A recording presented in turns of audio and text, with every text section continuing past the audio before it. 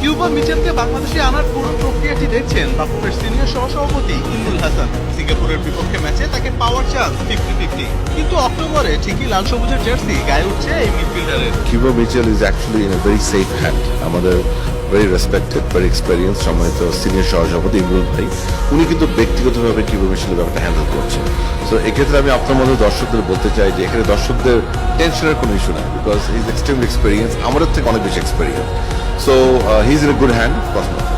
আপনি জানেন যে ওনার ওভারঅল কাজ কিন্তু ম্যাক্সিমাম হয়ে গিয়েছে। এই ঈদের বন্ধের জন্য আমি যা শুনেছি সে ব্যাপারে আসলে ওনার ব্যাপারে আমার কোনো ইনভলভমেন্ট নাই, বাট আমরা তো খবর নেই টাইম টু টাইম। সো এই জন্য এই পাসপোর্টের যে ঝামেলাটা হয়েছে, ঝামেলা বলবো না, আমি টাইমটা লেগেছে ঈদের বন্ধের জন্য।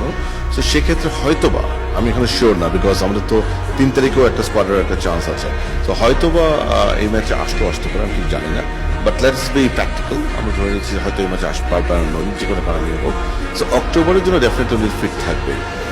বাংলার ফুটবলের দিন বদলের ম্যাজিকের মতো কাজ করছে হামজা, শমীক, ফামিদুল, কিউবারা। একটা সময় ছিল